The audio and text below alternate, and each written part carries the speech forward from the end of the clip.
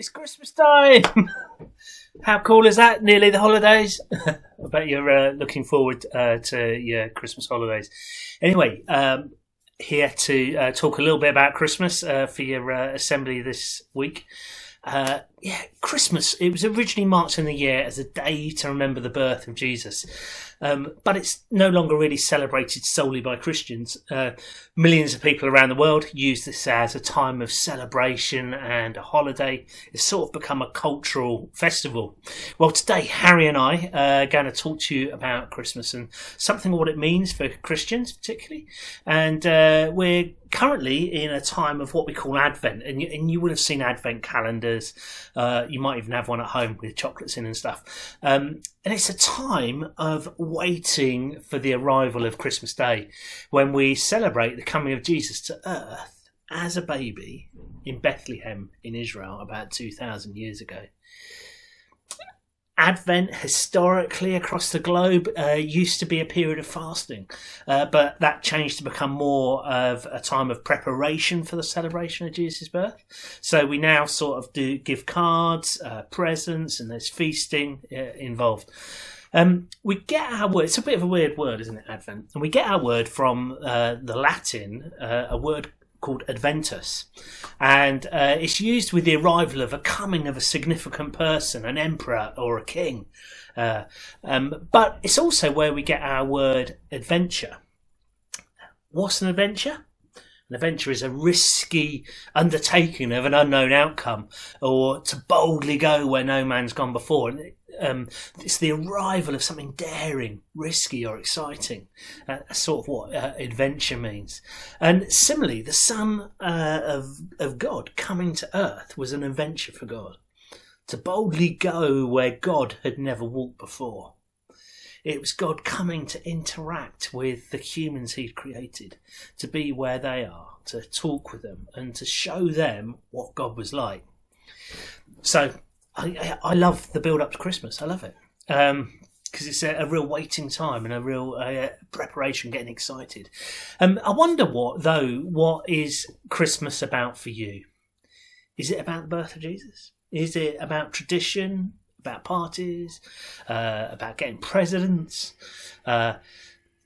Some of you maybe don't really celebrate Christmas, so the day could well be just a holiday at home, of resting with no shops open or a few people working.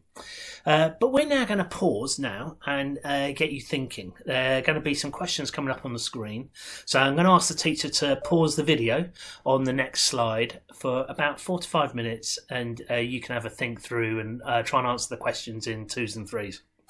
Okay, so I'll see you in a minute.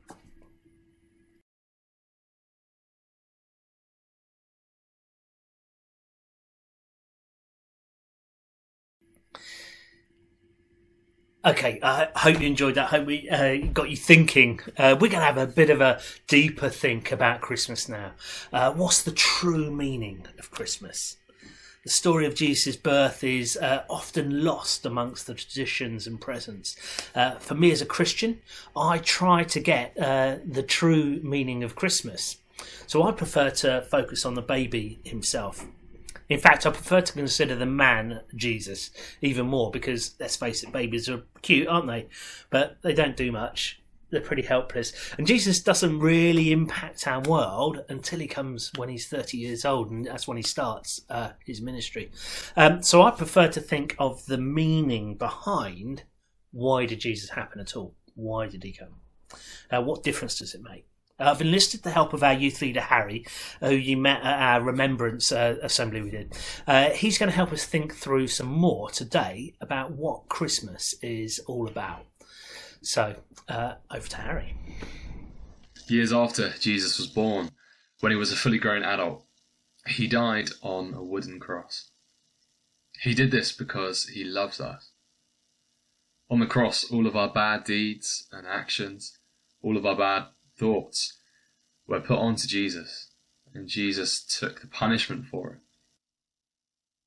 And it's not like Jesus was just some poor innocent man who God suddenly decided to punish cruelly so that everyone else could be forgiven.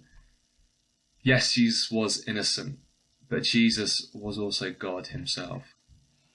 And Jesus chose to die for our sins.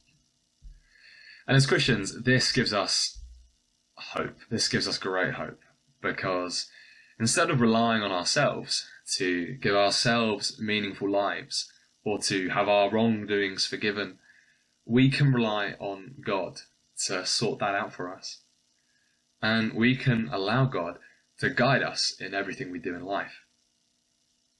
A little bit like Advent, Christians today are in an exciting waiting period. We're waiting for Jesus to come again.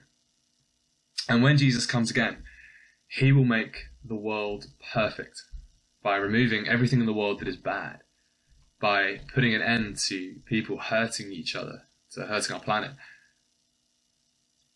I wonder if any of you today are longing for a world or a life with less pain and less suffering. I wonder if you are hoping for something better. C.S. Lewis, who was the author of Narnia, which are a collection of books, and there are a few films made out from them as well. They're really good. He said something really interesting about longing for a better world. He said, if we find ourselves with a desire that nothing in this world can satisfy, the most probable explanation is that we were made for another world. I think this is really interesting, and I think it's true. Maybe the fact that we long for a better world is proof that we were made for a better world, and that there might just be one. Frequently, in the Bible, Christians are referred to as a bride, and Jesus is referred to as a bridegroom.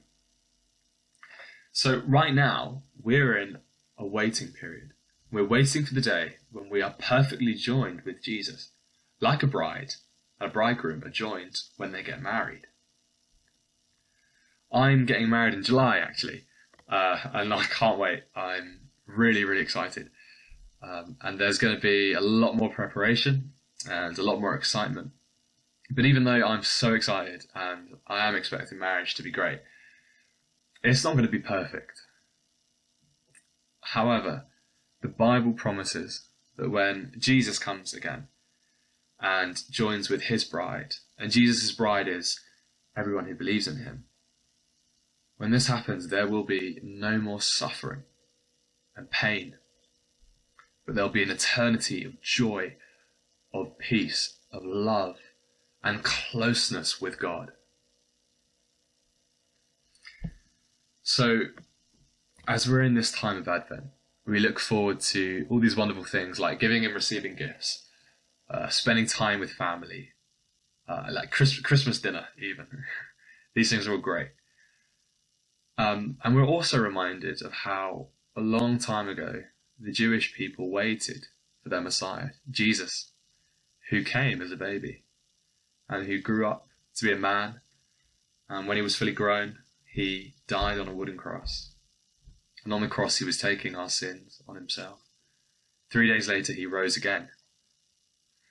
And now, we're in an exciting waiting period, waiting for Jesus to return, for Jesus to make the world right. Wow. Thanks, Harry. That was brilliant, wasn't it? And it's definitely got us thinking about Advent. Christians believe that Jesus coming to earth to live as a human is the only reason that we're able to forge a relationship with God. So no amount of doing good stuff gets us close to God. This is what Christians believe. And then what the Bible says is no amount of good stuff gets us close to God. Only what Jesus did on the cross, which is what Harry was talking about. So not only for Christians, but all humanity and our planet, this event 2,000 years ago changes everything. We can pray and be heard and hear from God and have our lives changed and altered. This Christmas, in amongst all the Christmas cards, prezzies, decorations, hopefully the joviality of family and friends, as well as Elf on the Shelf, how about looking into something quite unexpected? Jesus and what he and others said about himself. You will have all got one of these, hopefully when you're in year 7. It's a little Gideon Bible. And in it, it talks all about Jesus, and it starts with his birth, and it goes through to the cross, and then beyond, and the starting of the early church. But I'll tell you what, why don't you have a look at what Jesus and others said about himself. Read the Gospel of Mark. It's really quick. It's only like 13 really short chapters. You could do it over the holidays, and you'd learn and find out a lot more about Jesus and what it all means. But anyway, we have a Christmas event coming up on Berryfields. Church on Berryfields are running it in conjunction with the parish council. So it's this weekend coming. There's a flyer coming up on the screen in a sec. And there'll be carol singing, and it's up at Roban Park Hall. So this Sunday, the 15th of December, it's 3 p.m. until 6 p.m. Mr. Hallam and Miss Sharper and have the AVA band and singers are going to be there. There'll be Greenridge and AVA primary choirs. It should be a really good time together. It'd be great to see you there if you're about at all.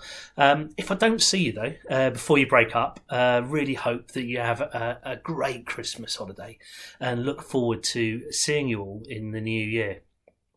I'm going to end with a prayer now. So, Father God, thank you for Christmas. Thank you for Jesus. Thank you for all that he means, the difference he makes to the world, and that we can connect with you, God, because of what Jesus did on the cross. And I really pray we have a great Christmas. Amen. Got a video clip now. It's just to help you reflect a little bit more on the Bible's account of the first Christmas. And if I don't see you, have a great Christmas and a really great New Year.